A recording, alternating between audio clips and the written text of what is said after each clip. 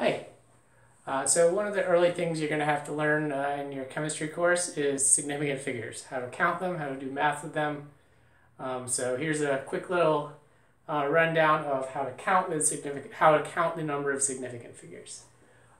So the number one thing to remember, the sort of the motivation behind why we do all this is that significant figures are about talking about admitting what we know and admitting what we don't know. If I tell you that a can of soda is 355 milliliters, I'm telling you that I know down to the nearest milliliter probably that it that is 355. It's not 356. It's not 354. It's possible, in the real world, this is not chemistry when we're talking about a can of soda. In the real world, it might be that we round to the nearest 5. So when I say maybe when I say 355 milliliters in soda world, maybe that means that that it's not 360, it's not 350, but it could be 357 or it could be 353. But by telling you something, and you have to understand the context, like I was talking about just now. By telling you a number, I'm telling you I know something.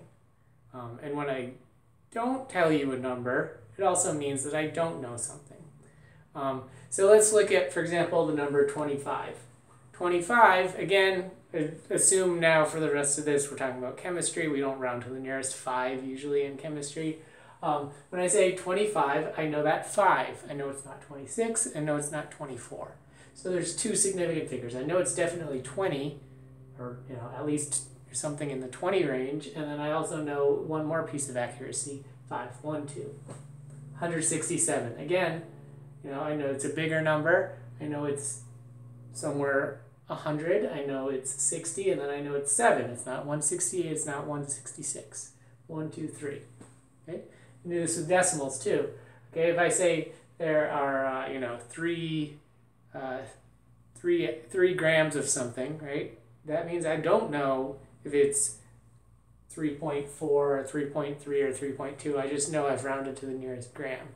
Well, here I'm saying it's 3.4. So not only do I know 3, I also know the 0.4, the tenths of whatever unit we're talking about here. So again, 1, 2 significant figures if we're counting.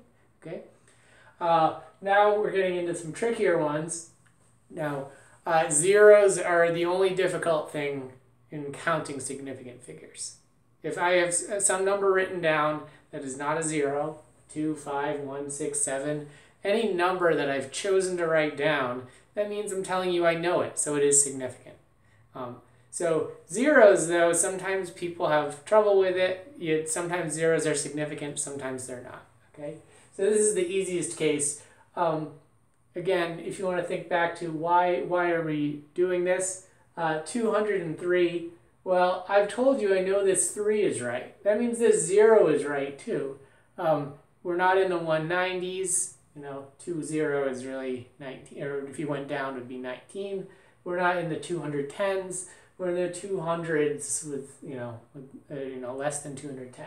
And we know this 3, so this 0 is significant. It's telling me, no, I really have 0 tens beyond 200. Here's another decimal, okay? I'm telling you, I know this is 4 thousandths, okay? 4 thousandths of whatever unit. So these two zeros in between are significant. So generally, zeros between other significant digits are going to be significant, okay? And now, here's where we have to get into a little bit of understanding how numbers work. You probably implicitly understand this, but you might have some trouble. You might not have ever thought about it this way. But zeros are what we use to kind of space things in when we're referring to numbers.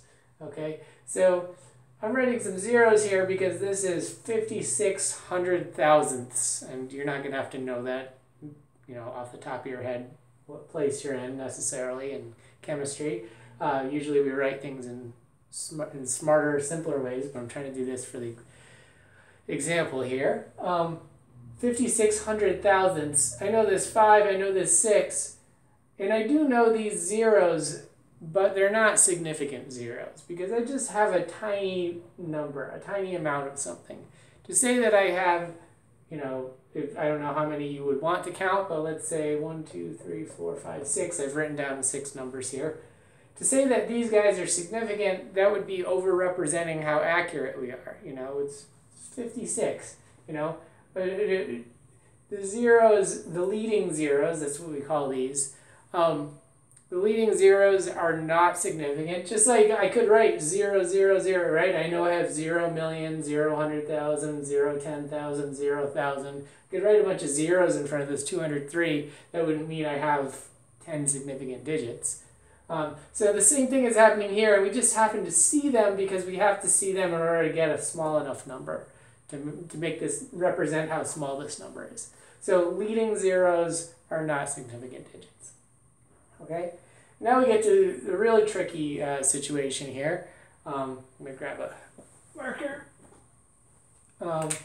So when we see the number 1,000 with nothing written around it, that's a tricky situation, and to be honest, there's no sort of consistent way to tell how many significant digits there are. There's at least one. Okay. There are ways someone might indicate it, and in this chapter, you're going to see those a lot. In future chapters, for whatever reason, I promise, you'll learn this stuff is relatively easy. You'll get used to it as you work with it. It'll become like your name. But in future chapters, there's a few things they teach you in this chapter, the first chapter, that you never use again.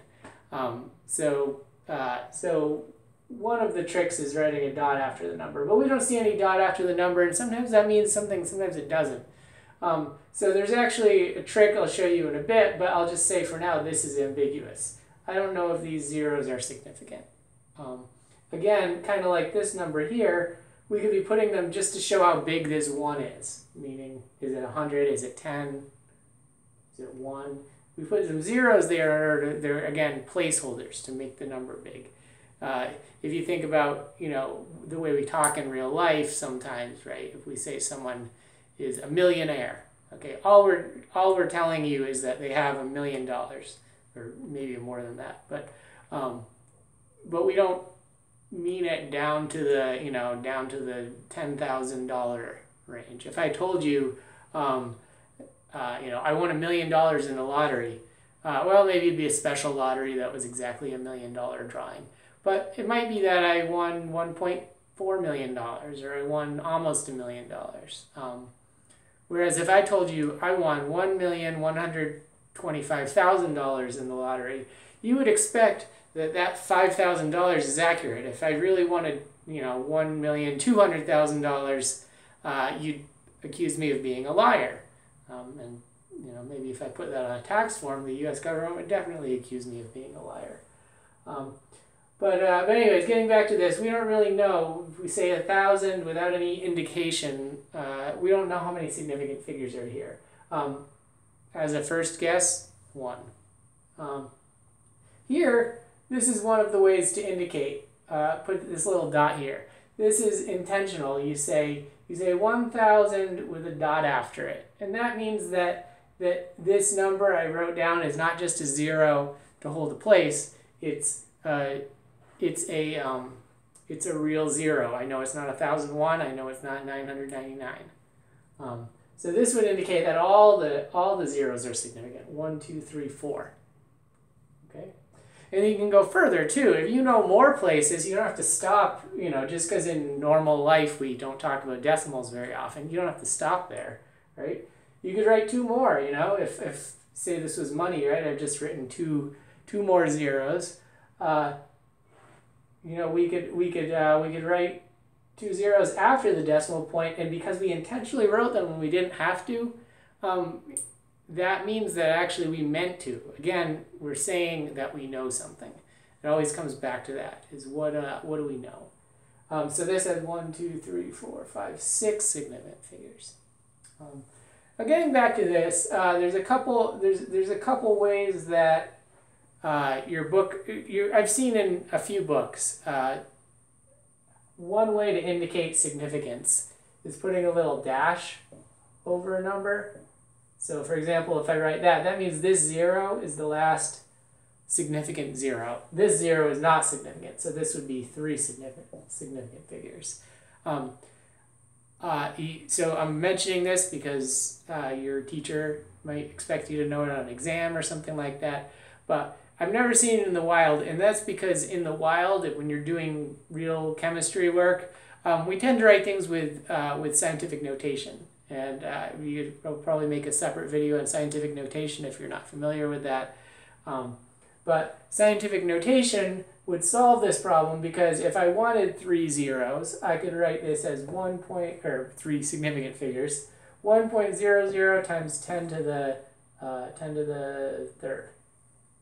Okay? If I wanted 2, I could write it as 1.0 times 10 to the third. See, now, because there's a decimal, the number would normally stop, and this 10 to the third is providing the kind of the spacing that I'm talking about here or here. You know, and I'll do this in a second. But the 10 to the third is providing the spacing, and anything beyond the decimal place, I'm intentionally writing. I could just write 1 times 10 to the third. That's just one significant digit. And then here, again, you know, I could write 1.00000 times 10 to the third. That's this guy with his 6 significant digits, okay? And now, scientific notation, so this number here, you usually wouldn't see written out this way in a chemistry problem, you know, later in your course. You'll see it early on. Because these are the sorts of decimals you're used to working with in your math class or something. So they're starting with something you know, and then they'll gradually bring you into getting real comfortable with scientific notation. So the normal way this would be written is 5.6 times 10 to the 10 to the negative 4. Okay. Now that's another great thing about scientific notation is it makes significant digits totally easy. There's no ambiguity. There's no worrying, oh, are those zeros? You know, I don't worry about whether these zeros are significant, but here I worry about it. I honestly don't know what you're trying to tell me when you just write 1,000. How much do you know? So this solves it, and then this solves it too, but it also makes it easy. 1, 2, duh, done. You know, so scientific notation makes significant figures a little easier. Hopefully this was helpful.